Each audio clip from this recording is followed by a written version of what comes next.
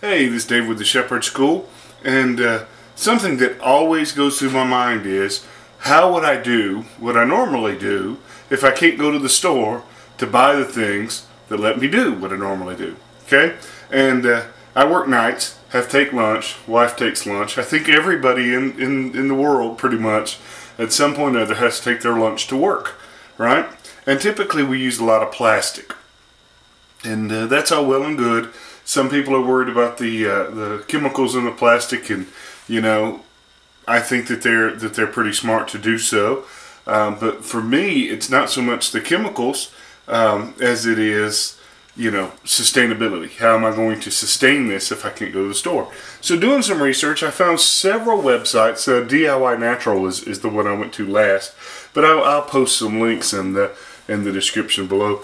But I found lots of different sites that was talking about using cotton mixed with beeswax in order to get around using plastic wrap, making food wrap out of beeswax impregnated cloth. And since I keep bees, that just spoke to me, and so I went out to the store and I bought this piece of this is half of a quilting square that is 100% cotton. You want to use 100% cotton cloth, about the thickness of a sheet. You know, sheets work real good, old recycled sheets, and you want to cut it to a good length. And just like anything with beeswax, if you saw my video about the wax slugs, you know that I believe that once you use something with wax, it pretty much always needs to be used just for wax, because it's almost impossible to clean it. So here is a grater that I use in other wax projects, and I have a cookie sheet that we don't cook with anymore. So all I'm going to do is I'm just going to grate my beeswax, and I'm thinking I need about ½ ounce, which would be half of this stick. So I'm just going to grate this, and when I've got it, we'll come back.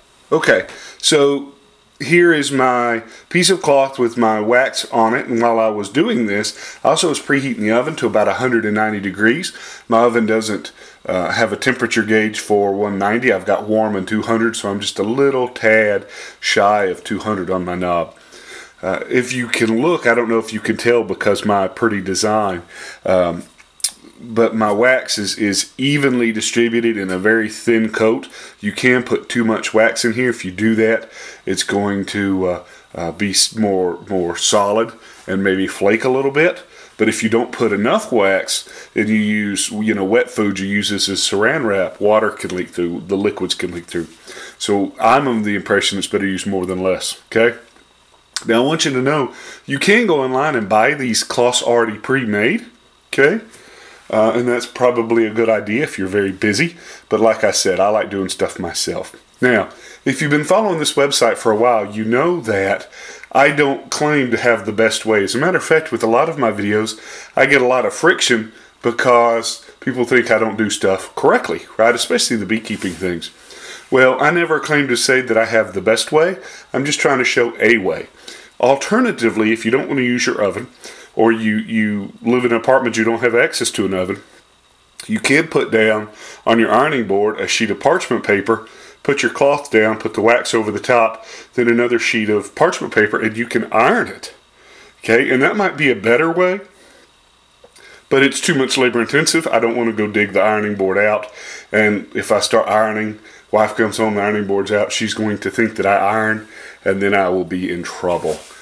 Because then she'll make me iron my own stuff. Alright, so I've got the oven preheated. I'm just going to bake this, and as soon as it comes out the oven, I'm going to hang this up so it can dry. If I leave it on here, it'll stick to the pie sheet.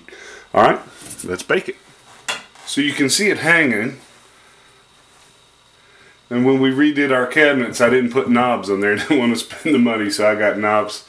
I got cabinet doors we didn't need knobs, so it makes me have to improvise. I can't hang off of the knobs. I'd tie some string, but here it is, and you can see it's pretty stiff, and it's holding itself up by that piece of bar right there, just where I folded it over.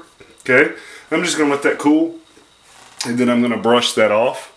Okay, and then we'll show you that you can wrap sandwiches with it, but you can also use the heat of your hands and mold it over a plate like you would cling wrap. And you can make these in whatever size that works for you. I don't know if you can actually tell or not, but I actually use the heat of my hands to mold that around it. And if I would have used even more wax, it would even be more solid. But see, I lift it up, see how it's, you know, formed to it like a lid. Just throw it back on there, right?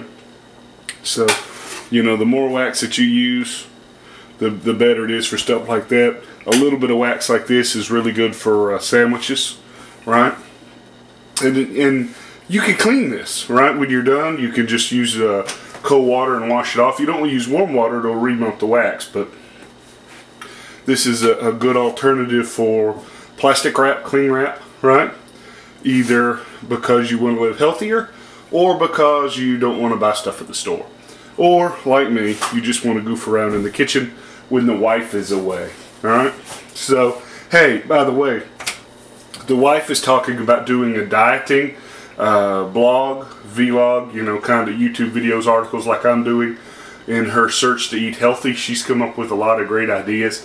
But she needs a little bit of encouragement because, you know, she really is uncomfortable on camera. So, you know, if you'd be interested in seeing my wife more, go in a comment, let us know. So I'm kind of pushing her to do it because it's something that she's been talking about for a year now.